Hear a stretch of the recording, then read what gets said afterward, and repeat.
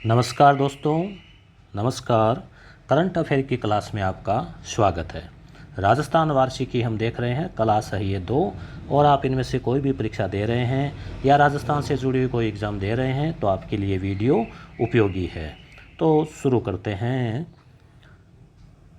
राजस्थान सरकारी योजनाएं, कार्यक्रम इत्यादि।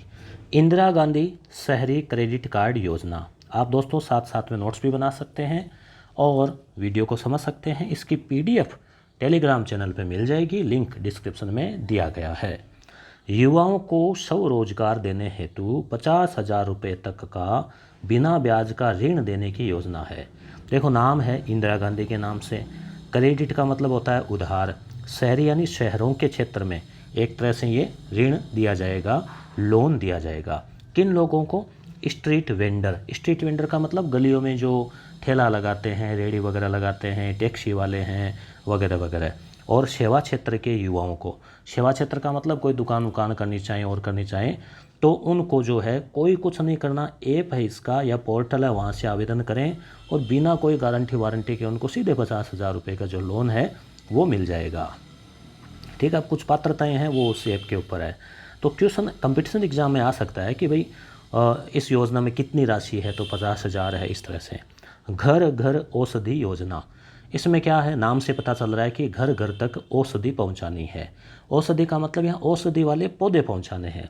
ये 1 अगस्त 2021 को प्रारंभ हुई और इसमें जैसे गिलोय, ये बहुत काम की चीज़ है।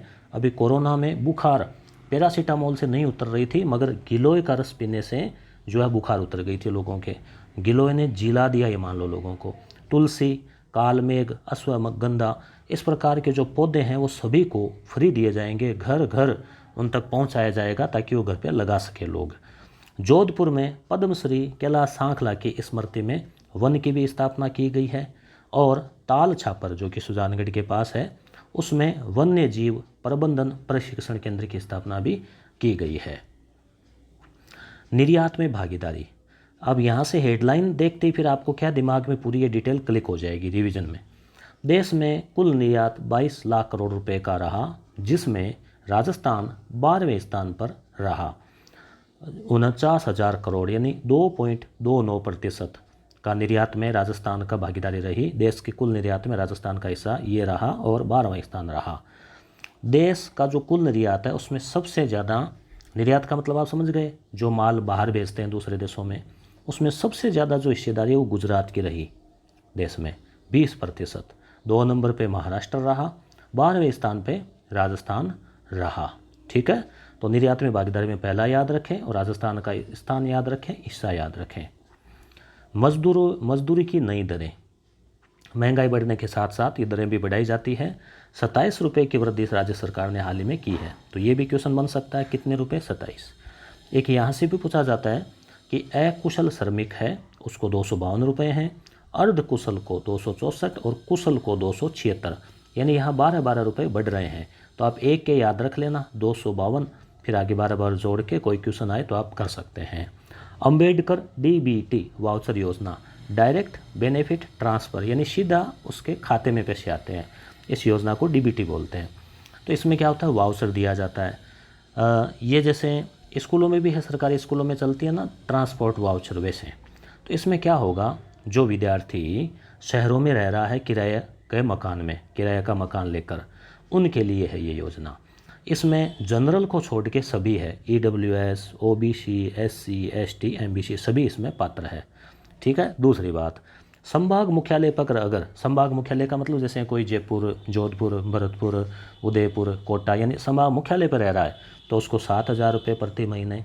और अगर जिला मुख्यालय पे, जैसे जिला चूरू, बीकानेर या जहाँ करें, बीकानेर तो संभाग मुख्यालय आ गया, तो जिला मुख्यालय गंगानगर, हनुमानगढ़ इत्यादि कहीं भी, बांसवाड़ा वगैरह कहीं भी, तो जिला मुख्यालय पर 5,000 रुपये और यहाँ पर 7,000 रुपये, क्योंकि महंगाई ज़्यादा होती है ना, उस हिसाब से प्रति माह मिलेंगे।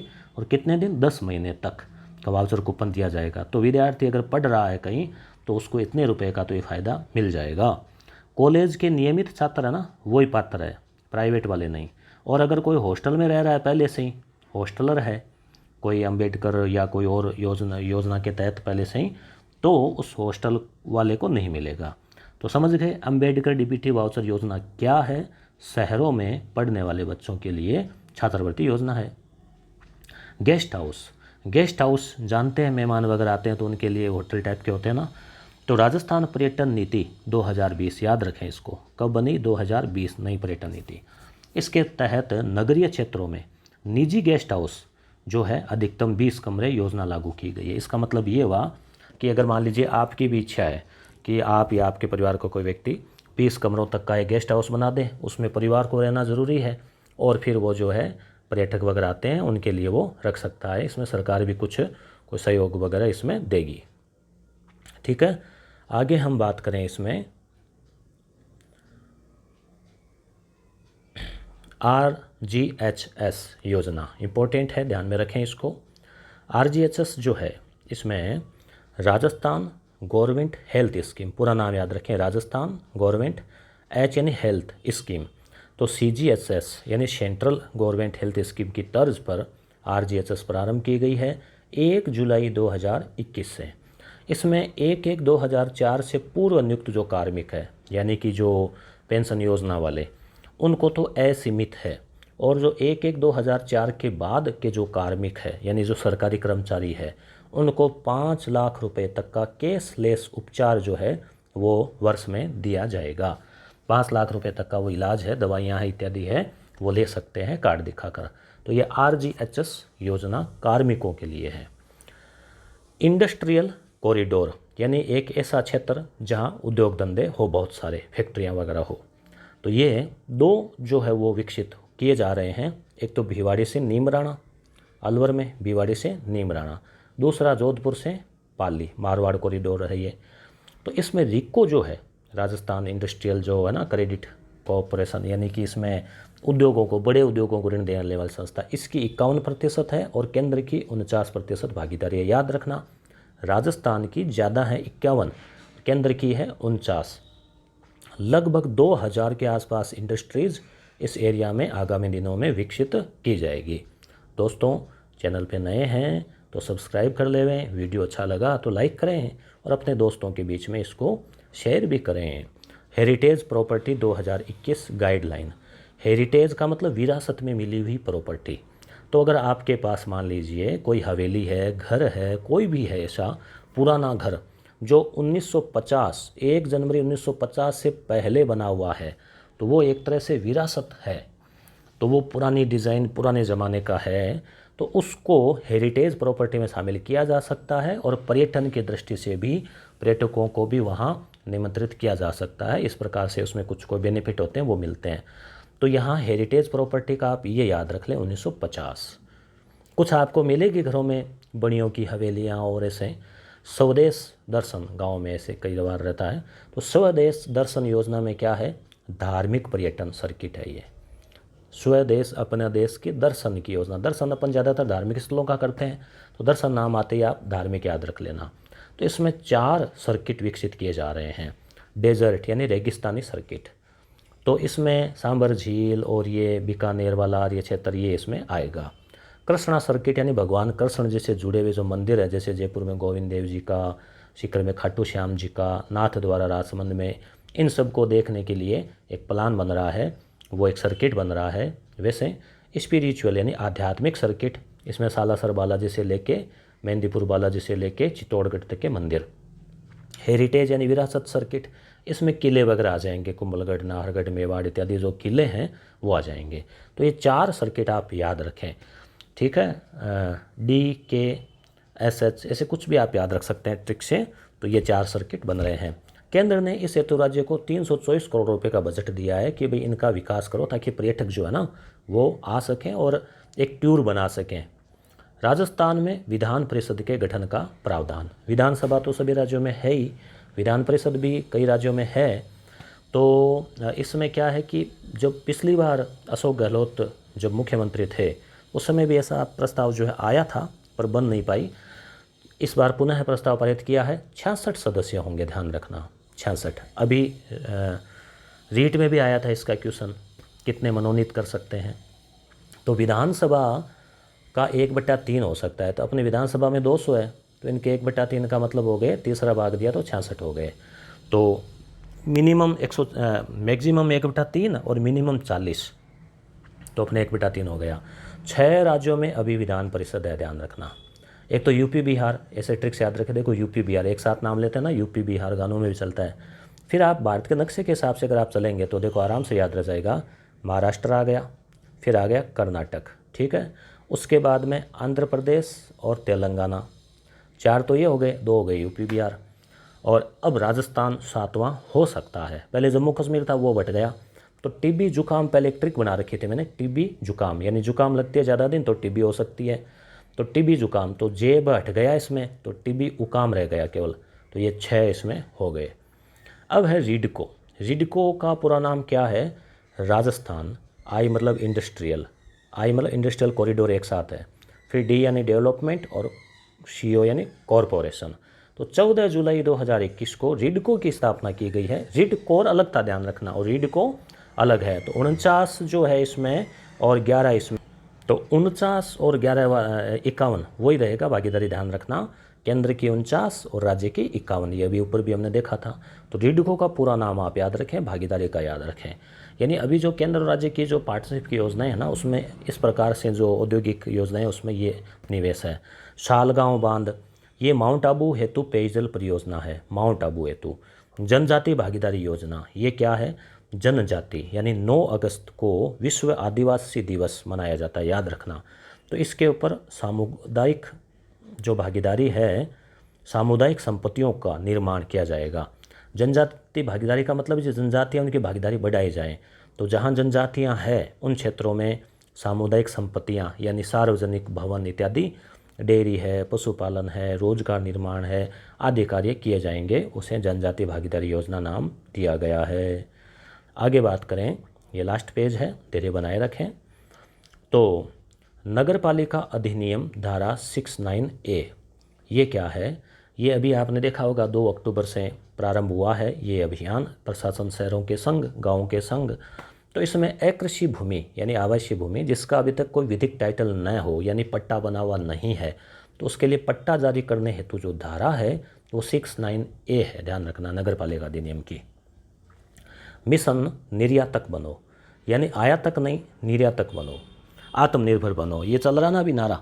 तो उद्योग मंत्री है राजस्थान के प्रसादी लाल मीणा, याद रखें, प्रसादी लाल मीणा, इन्होंने मिशन शुरू किया है। 2019 में निर्यात परिषद का गठन हुआ था, 2019। अब क्या है, उत्पादक जो है वो सीधे ही ऑनलाइन प्लेटफॉर्म से निर्यातक बन सकते हैं।